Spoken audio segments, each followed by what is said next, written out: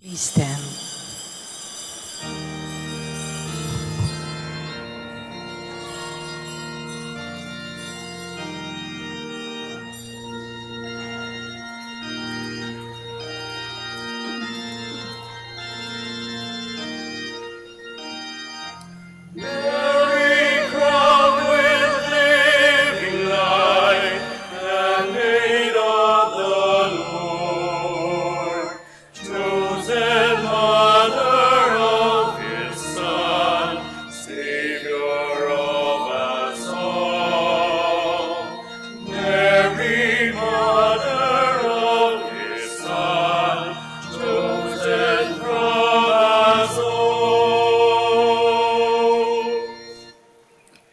In the name of the Father, and of the Son, and of the Holy Spirit. Amen. The grace of our Lord Jesus Christ, and the love of God, and the communion of the Holy Spirit be with you all. And with your spirit. To prepare ourselves to celebrate the sacred mysteries, we call to mind our sins, and we ask God's mercy and forgiveness.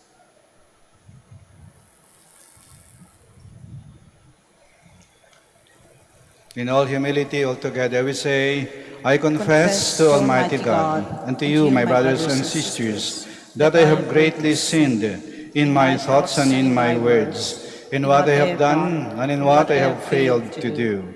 To my fault, to my most grievous fault. Therefore I ask Blessed Mary, ever Virgin, all the angels and saints, and you, my brothers and sisters, to pray for me to the Lord our God. May Almighty God have mercy on us, forgive us our sins, and bring us to everlasting life. Amen. Lord, have mercy. Lord, have mercy. Christ, have mercy. Christ, have mercy. Lord, have mercy. Lord, have mercy.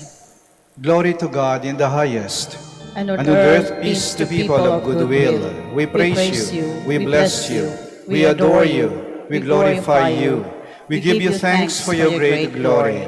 Lord God, heavenly King, O God, almighty Father, Lord Jesus Christ, only begotten Son, Lord God, Lamb of God, Son of the Father, you take away the sins of the world, have mercy on us. You take away the sins of the world, receive our prayer.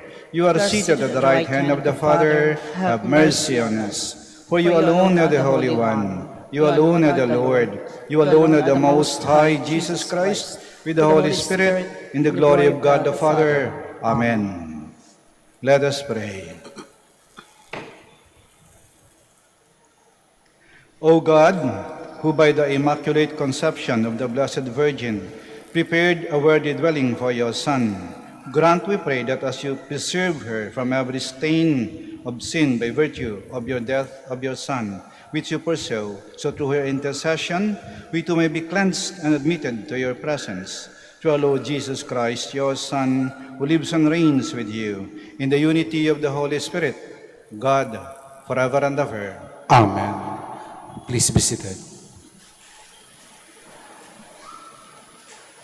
A reading from the book of Genesis.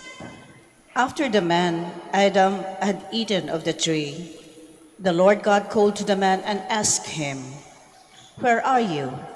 He answered, "I heard you in the garden, but I was afraid, because I was naked, so I hid myself."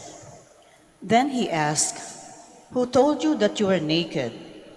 You have eaten then from the tree of which I had forbidden you to eat." The man replied, "The woman whom you put here with me, she gave me fruit from the tree, and so I ate it." The Lord God then asked the woman, "Why did you do such a thing?" The woman answered, "The serpent tricked me into it, so I ate it." Then the Lord God said to the serpent, "Because you have done this, you shall be banned from all the animals and from all the wild creatures. On your belly shall you crawl, and dirt shall you eat all the days of your life. I will put enmity between you and the woman, and between your offspring and hers. He will strike at your head, while you strike at his heel." The man called his wife Eve because she became the mother of all the living. The word of the Lord. Thanks be to God.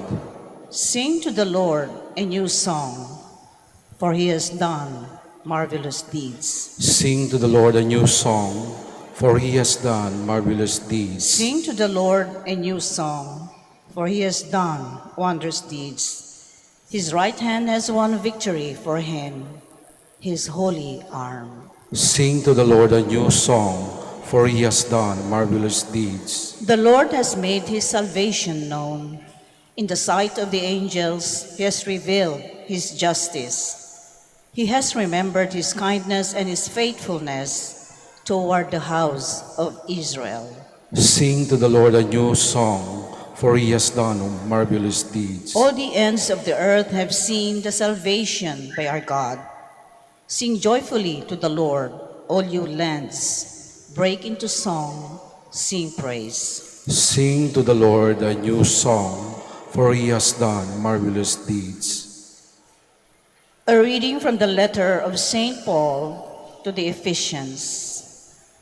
Brothers and sisters, blessed be the God and Father of our Lord Jesus Christ, who has blessed us in Christ with every spiritual blessing in the heavens, as he chose us in him before the foundation of the world, to be holy and without blemish before him.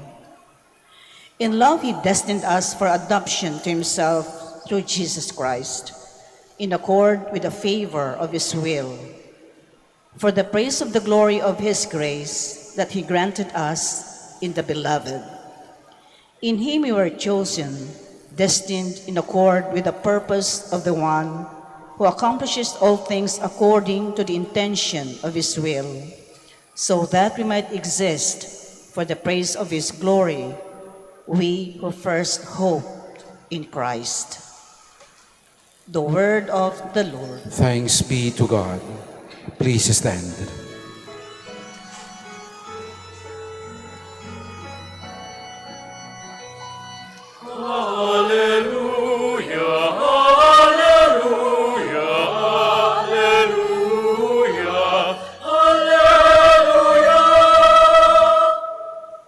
Hail Mary, full of grace, the Lord is with you. Blessed are you among women.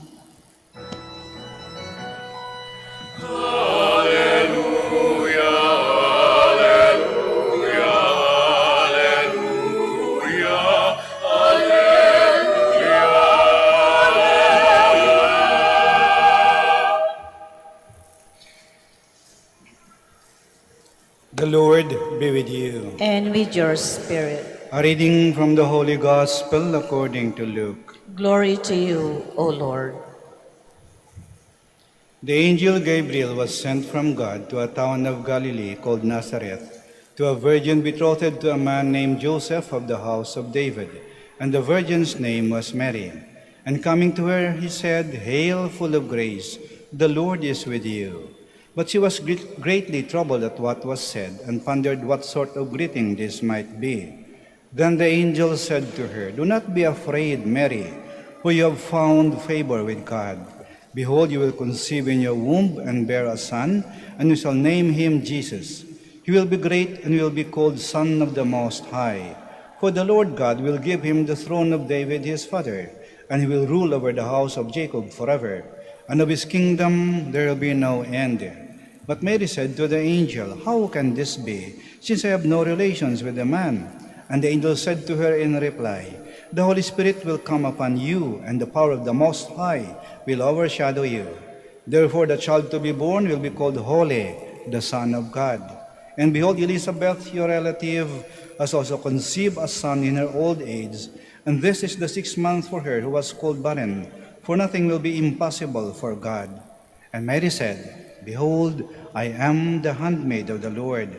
May it be done to me according to your word." Then the angel departed from her. The Gospel of the Lord. Praise to you, Lord Jesus Christ. Please be seated. Ipinagdiriwang po natin ngayon ang Immaculada Concepcion. Ito ang kalinis-linisang paglilihi kay Maria sa sinapupunan ng kanyang inang si Santa Ana. Si Maria ay pinaglihi December 8. You count 9 months after, September 8, birthday ni Mama Mary. Si Jesus pinaglihi March 25, Annunciation. You count 9 months after, December 25, birthday ni Jesus. Si Maria lamang ang natatanging nilikha na pinaglihi na walang kasalanang mana. This is a singular privilege granted to Mary alone to be conceived without original sin. Nararapat lamang sapagkat dadali niya sa kanyang sinapupunan ang kalinis-linisang anak ng Diyos sa loob ng 9 na buwan. Kahit nararapat na malinis siya, walang anumang dumi o dungis o bahid ng kasalanan. Ito ang dogma ng Immaculada Concepcion.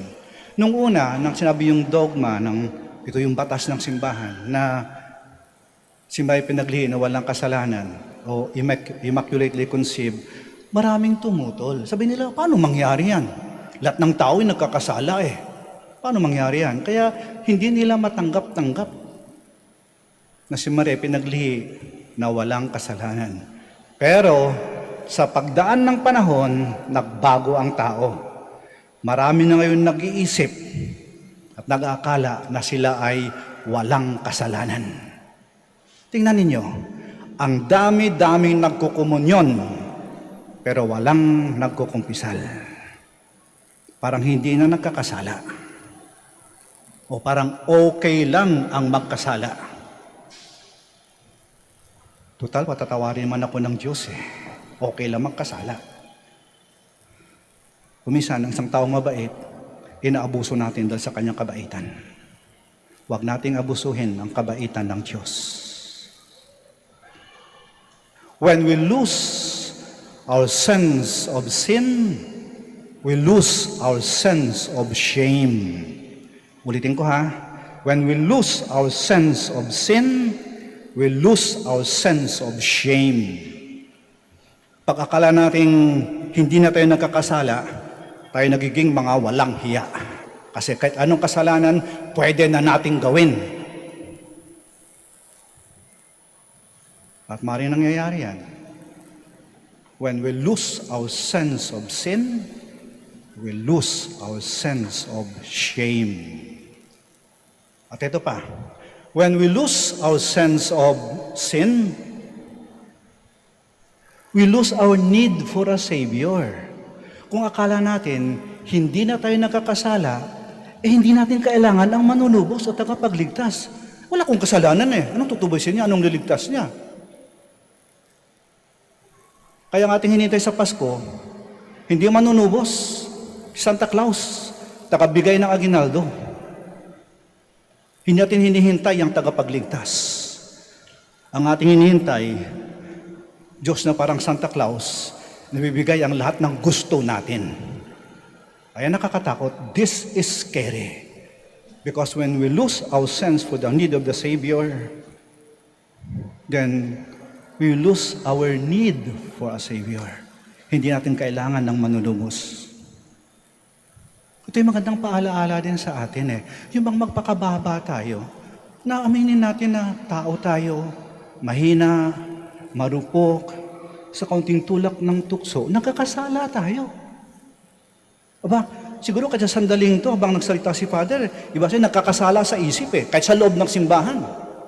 Ibig sabihin, ganyan. Katindi ang tukso ng demonyo. He is for real. And sin is real. Ito yung magandang paalaala sa atin. Si Maria lamang ang tanging nilalang na walang kasalanan. Siya lamang. Siya lamang. Pero tayo, tao, marupok, mahihina, madaling magkasala. Kaya kailangan yung magpakababa tayo. Yung aminin natin yung ating kahinaan at humingi tayo ng kapatawaran. Kaya bago magsimula yung misa Let us call to mind our sins and ask God's mercy and forgiveness. Kasi sabi niya, I confess to Almighty God. Nagpapakababa, inaamin natin. Ngayong piyesta ng Immaculada Concepcion, magandang paalaala sa atin. Ang ating hinihintay sa Pasko, hindi si Santa Claus. Ang ating hinihintay ay ang manunubos, the Savior na magliligtas sa atin sa ating kasalanan. Tuwing ating dinadasal ang Hail Mary, Aba Ginoong Maria, sabihin natin ng taimtim, yung bandang huli, Santa Maria, Ina ng Diyos, ipanalangin mo kaming makasalanan. Ipanalangin mo kaming mga makasalanan. Ngayon, at kung kami mamatay, Amen. Sitayo po tayo. Let us profess our faith. I believe in one God, the Father Almighty, maker of heaven and earth, of all things visible and invisible. I believe in one Lord, Jesus Christ, the only begotten Son of God, born of the Father before all ages, God from God, light from light, true God from true God, begotten, not made, consubstantial with the Father. Through him all things were made. For us men and for our salvation, he came down from heaven, and by the Holy Spirit was incarnate of the Virgin Mary, and became man. For our sake he was crucified under Pontius Pilate. He suffered death and was buried, and rose again on the third day, in accordance with the Scriptures. He ascended into heaven, and is seated at the right hand of the Father.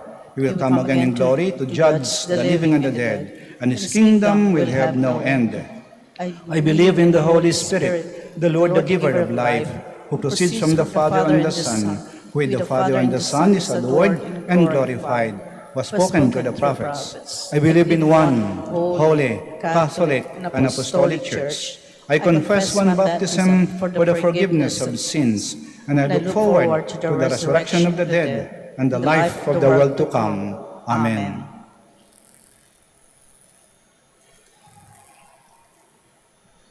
In her Immaculate Conception, Mary is revealed as the second Eve, the mother of our Savior. She is God's new beginning for our race. As we honor her today, let us join our prayer to our Father and Creator. Our response is, Lord, hear our prayer. Lord, hear our prayer, that the Church may grow towards the perfection of Mary, our destiny and our hope. Let us pray to the Lord. Lord, hear our prayer. That through prayer and penance, the world may enter an age of peace, which is the triumph of Mary's heart. Let us pray to the Lord. Lord, hear our prayer. That the pure of heart may promote decency and harmony throughout society.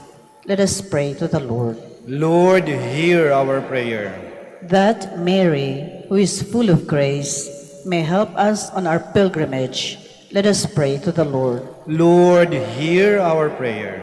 That the dead may rejoice forever in the company of Mary and the saints. Let us pray to the Lord. Lord, hear our prayer.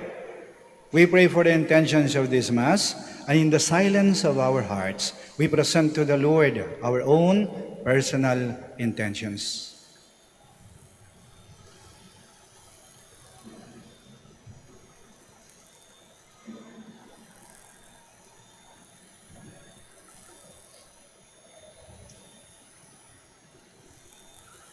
Father and Creator, hear us as we pray with the Immaculate Ever Virgin Mary, chosen before the world was made to be the mother of Jesus, your Son, our Savior, who lives and reigns forever and ever. Amen.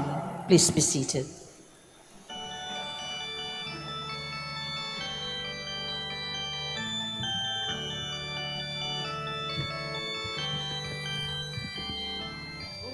Mary conceived without sin, pray for us. Mary conceived, oh Mary conceived without sin, pray for us.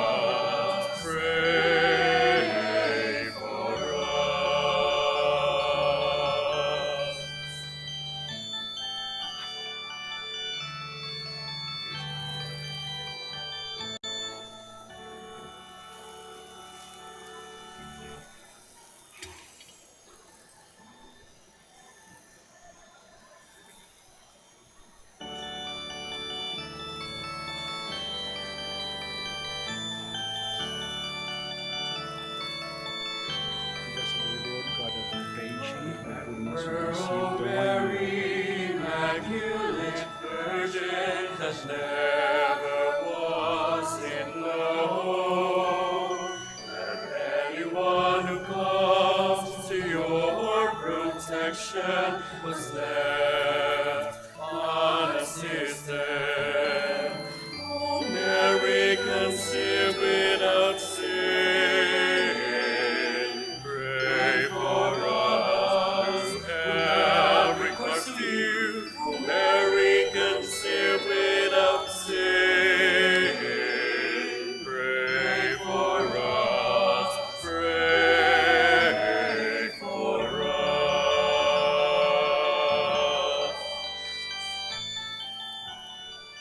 Please stand. Pray, my dear sisters and brothers, that our sacrifice may be acceptable to God, the Almighty Father. May the Lord accept the sacrifice at your hands for the praise and glory of his name, for our good and the good of all his holy church. Graciously accept the saving sacrifice which we offer you, O Lord, on the solemnity of the Immaculate Conception of the Blessed Virgin Mary, and grant that as we profess her on account of your prevenient grace to be untouched by any stain of sin, so through her intercession we may be delivered from all our faults. We ask this through Christ our Lord. Amen. The Lord be with you. And with your spirit, Lift up your hearts. we lift them up to the Lord. Let us give thanks to the Lord our God. It is right and just.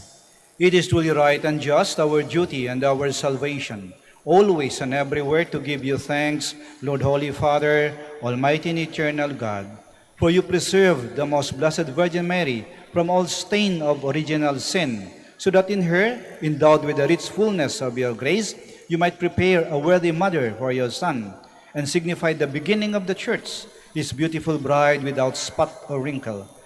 She, the most pure Virgin, was to bring forth a Son, the innocent Lamb who would wipe away our sins. You place her above all others, to be for your people an advocate of grace and a model of holiness. And so in company with the choirs of angels we praise you, and with joy we proclaim.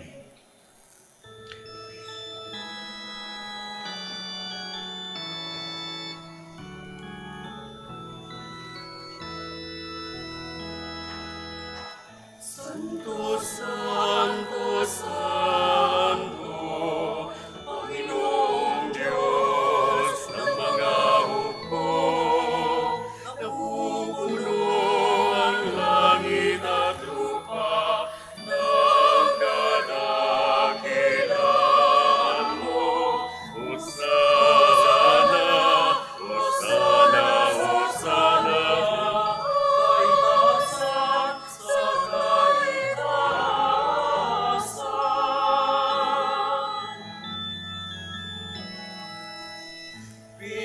pinagpalang na paririto sa ngalan ng Panginoon. Hosana, Hosana, Hosana, kaitaasan sa kaitaasan, sa kaitaasan. Please kneel. You are indeed holy, O Lord, the fount of all holiness. Make holy, therefore, these gifts, we pray, by sending down your Spirit upon them like the dewfall, so that they may become for us the body and blood of our Lord Jesus Christ. At the time he was betrayed and entered willingly into his passion, he took bread, and giving thanks, broke it, and gave it to his disciples, saying, "Take this, all of you, and eat of it, for this is my body, which will be given up for you."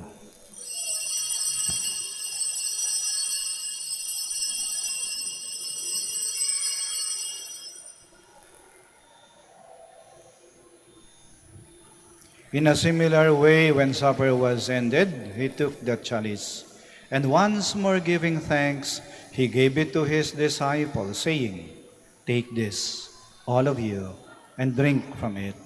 For this is the chalice of my blood, the blood of the new and eternal covenant, which will be poured out for you and for many for the forgiveness of sins. Do this in memory of me."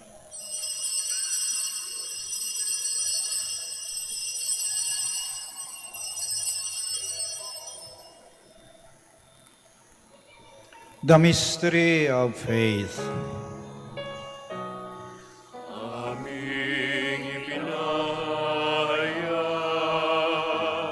na namatay ang iyong anak, na buhay bilang Mesiyas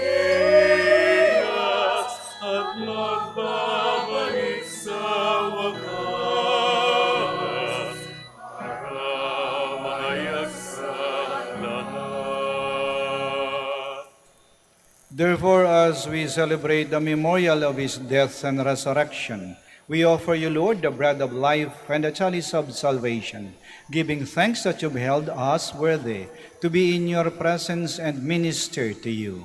Humbly we pray that partaking of the body and blood of Christ, we may be gathered into one by the Holy Spirit.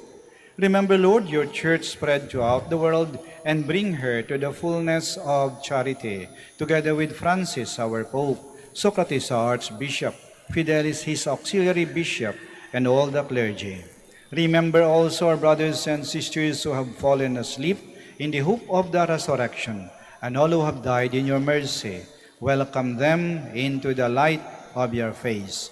Have mercy on us all, we pray, that with the Blessed Virgin Mary, Mother of God, with Blessed Joseph, her most chaste spouse, with the blessed apostles, and all the saints who have pleased you throughout the ages, we may merit to be co-heirs to eternal life, and may praise and glorify you to your Son, Jesus Christ. Through him, and with him, and in him, O God, Almighty Father, in the unity of the Holy Spirit, all glory and honor is yours, forever and ever.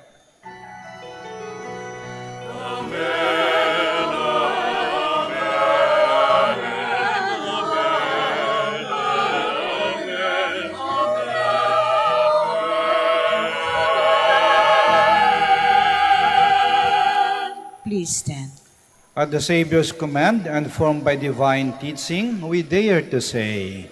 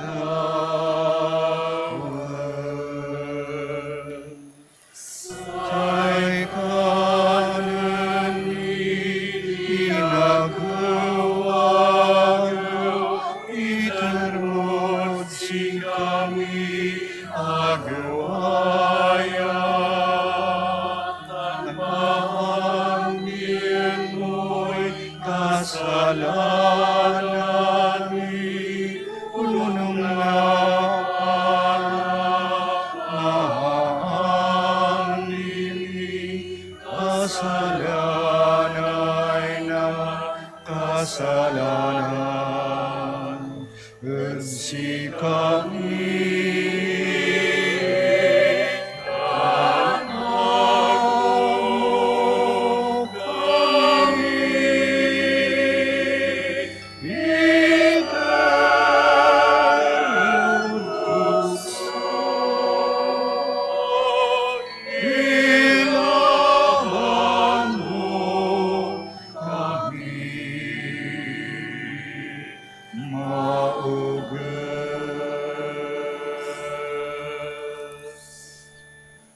Deliver us, Lord, we pray, from every evil. Graciously grant peace in our days, that by the help of your mercy, we may be always free from sin and safe from all distress, as we await the blessed hope and the coming of our Savior, Jesus Christ. For the kingdom, the power, and the glory are yours, now and forever. Lord Jesus Christ, who said to your apostles, "Peace I leave you, my peace I give you," do not look on our sins, but on the faith of your church, and graciously grant her peace and unity, in accordance with your will, who live and reign forever and ever. Amen. The peace of the Lord be with you always. And with your We spirit. offer each other the sign of peace. Peace be with you. Lamb of God,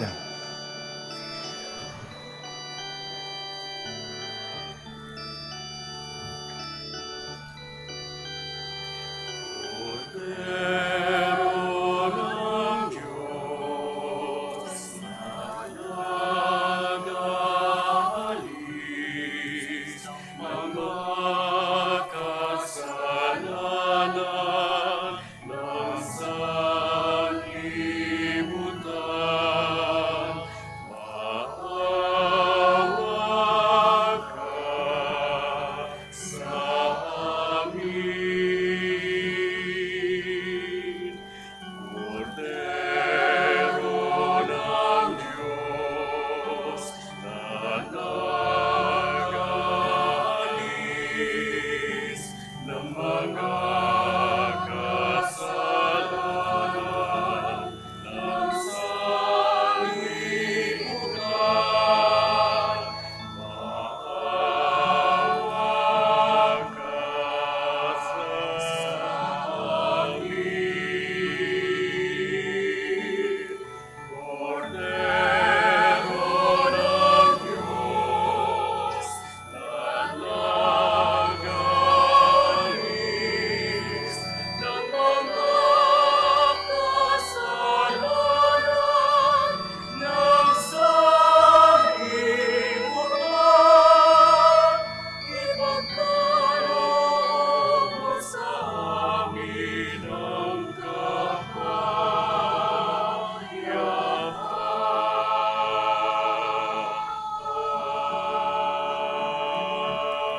Please kneel.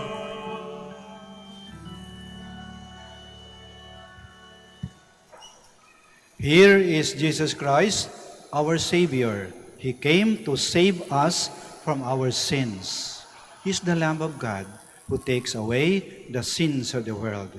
Blessed are those called to the supper of the Lamb. Lord, I am not worthy that you should enter under my roof, but only say the word, and my soul shall be healed.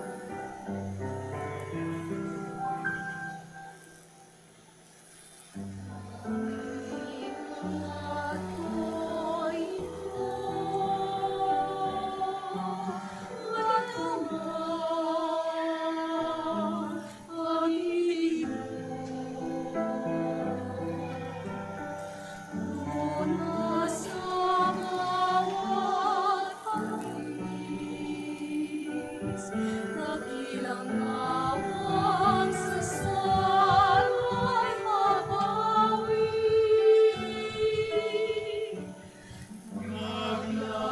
Naglalagay sa mundo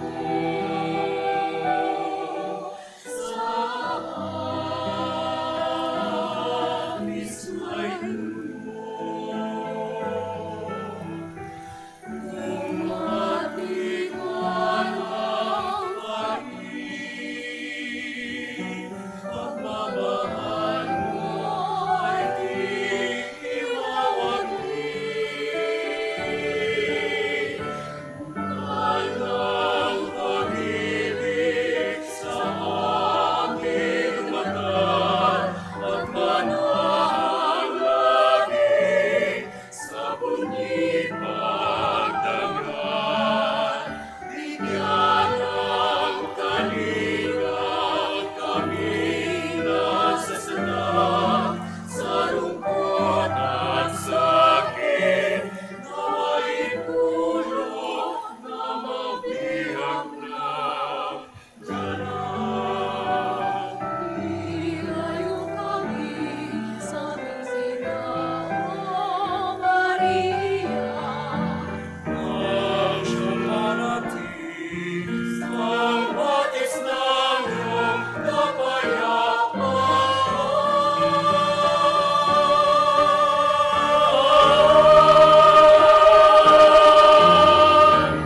Yan ang pag-ibig sa aming tumatan at panahang lagi sa muling pagdagan.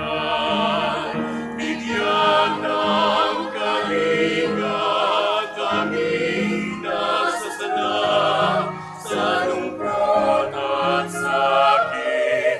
Nawa'y tulong na mabihag ng ganap.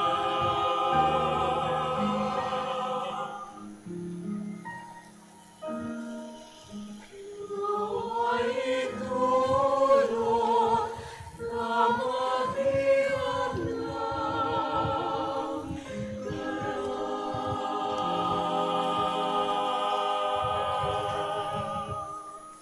Please stand.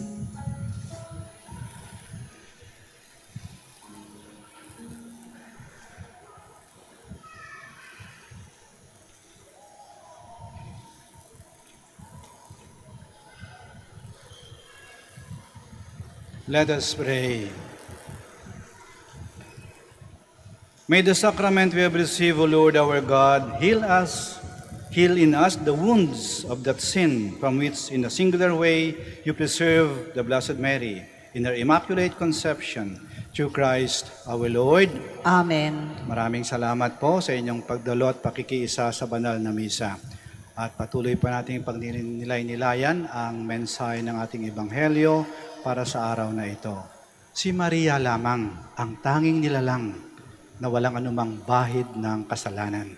Kaya sa ating dasal ng Abaginong Maria, buong taimtim natin laging banggitin, ipanalangin mo kaming mga makasalanan ngayon at kung kami mamamatay. Amen. Mag-ingat po kayo sa pag-uwi at naway lagi po kayong pagpalain ng ating Panginoon at ng ating mahal na Ina. Hanggang sa muli po. The Lord be with you. And with your spirit. May Almighty God bless you, the Father, the Son, and the Holy Spirit. Amen. Our celebration of the Mass is ended. Go to love and to serve the Lord. Thanks be to God. Prayer for the blessing of the sick. God our Almighty Father, by your blessing, you give us strength and support in our frailty. Turn with kindness toward our sick brothers and sisters, freedom from all illness, and restore them to good health. Through the intercession of Our Lady of the Rosary of Manaoag, we ask this through Christ our Lord. Amen. Prayer for the blessing of religious articles. Mangyari po lamang na itaas po ang inyong mga pabibindisyonan. in memory of the mysteries of the life, death, and resurrection of our Lord Jesus Christ, and to the honor and glory of the Blessed Virgin Mary, Mother of Christ and Mother of the Church, Our Lady of the Rosary of Manaoag, may these rosaries, candles, images, oil, scapulas, crucifixes, prayer books, calendars, and their articles of devotion be blessed and made holy. In the name of the Father, and of the Son, and of the Holy Spirit. Amen.